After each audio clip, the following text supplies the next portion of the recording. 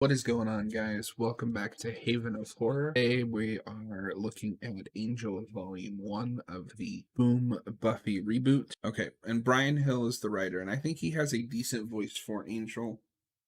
But much like a lot of this Boom reboot stuff is, it wants to be a retelling, but it also wants to rely on your knowledge of the original show, which I think can be a bit of a problem at times. So we set up the status quo with Angel having a sidekick or like a young woman that he's taken in. And this is this is Angel before he's met Buffy. He's just kind of doing his thing, looking for redemption. And then she just dies. Um it's just she's just there to further Angel's guilt.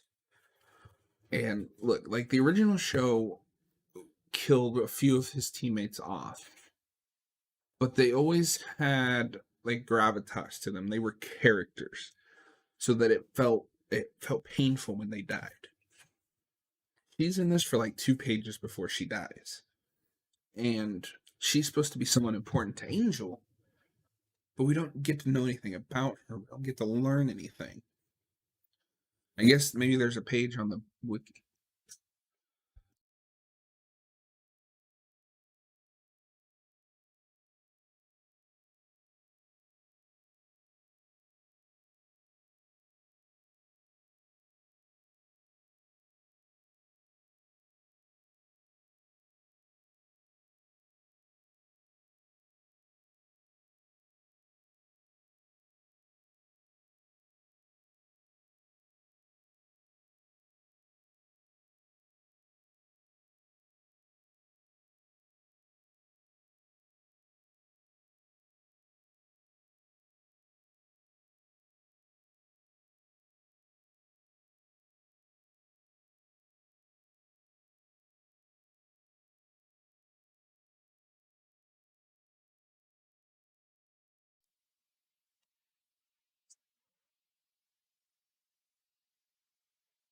So yeah, I don't understand why she was even introduced.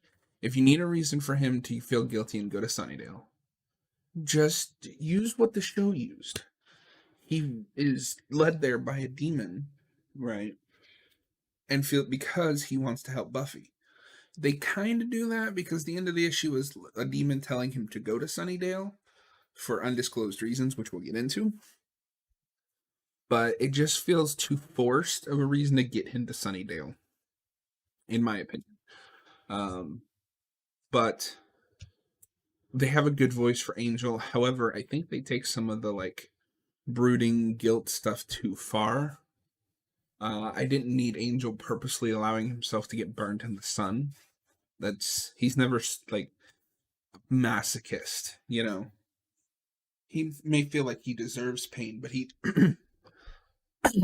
may feel like he deserves pain sometimes, and but he's never out to self-inflict pain, you know. if I'm missing, if I'm forgetting something from the comics, from the show, please feel free to let me know. Obviously, I'm just one guy, and 5 seasons, well, 8 seasons if you count the first 3 of Buffy, are a lot to keep track of. So the main threat in this volume is a demon who uses cell phones to brainwash people into killing them using their insecurities, which I think is actually a pretty clever idea. Maybe the cleverest in this book. Reminded me a lot of the uh, season 1 episode of Buffy, Me Robot You Jane, or something like that. Um, where the demon is seducing Willow through the computer using her, anxieties and stuff. Um, there's a lot of flashbacks in this, and these were my biggest issues with the book. Because it's supposed to be Angelus, the monster and all of that. But where's Darla? Angelus and Darla were inseparable for the most part. Obviously, they'd split up from time to time, but they were, they were a feared duo, and I think it would have been a nice juxtaposition to have Darla in the flashbacks, simply because A, you're reintroducing Angel to a new audience. You need to introduce Darla. B, Darla's one of the most popular characters. At least she's one of my favorites. After the Angel arc, the Angel character arc that she has. So it's just a shame that we erased her. Now, obviously, this reaction is just based on what I'm seeing in Volume 1. Maybe she'll come in at some point. We will see. But it's made it even weirder. And I just thought about this because we have Drusilla and Spike. So we've had Drew, Spike, and Angel, but no Darla? That's very strange. So yeah, most of this, back to the main plot, most of this is your typical, kind of feels like a one-off filler episode of Angel, until towards the end where he rescues Fred, if anybody remembers Fred, from a mental institution. I didn't mind them changing this because I've never been a fan of the Pylea arc in Angel. So, you can update that and do something different. That's fine.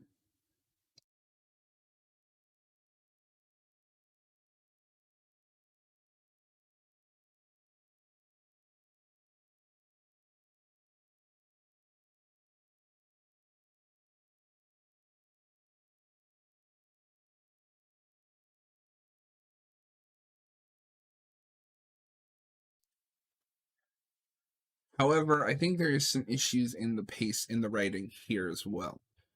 Angel is afraid to get close to anyone after his protege died in issue 0. And yet he decides that the only place that Winifred is safe is with him. The whole point was that he didn't feel like anyone was safe with him after his protege died. I know I briefly mentioned this, and this review is all over the place, so I apologize.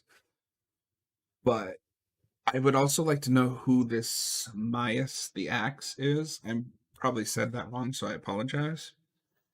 Because it's a reoccurring vision that he has.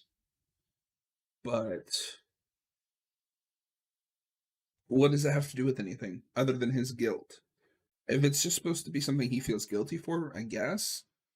But typically, the flashbacks in Angel had some kind of thematic relevance to whatever was going on in the main plot. So I would have liked to see them continue with that, but it looks like we're not. The art in this book is spectacular. I'm really hoping it doesn't go to crap.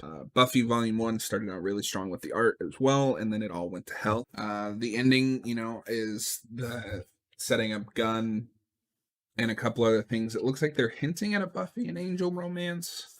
I was really disappointed that we've erased their relationship.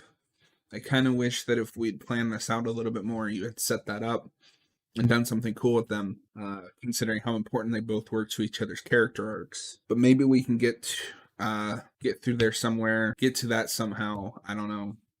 We'll have to see. Hopefully Volume 2 isn't a sharp decline, but overall I enjoyed this well enough.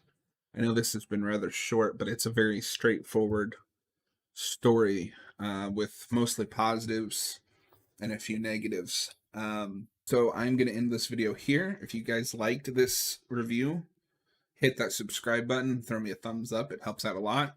And next time we will be reviewing the Hellmouth crossover, Buffy and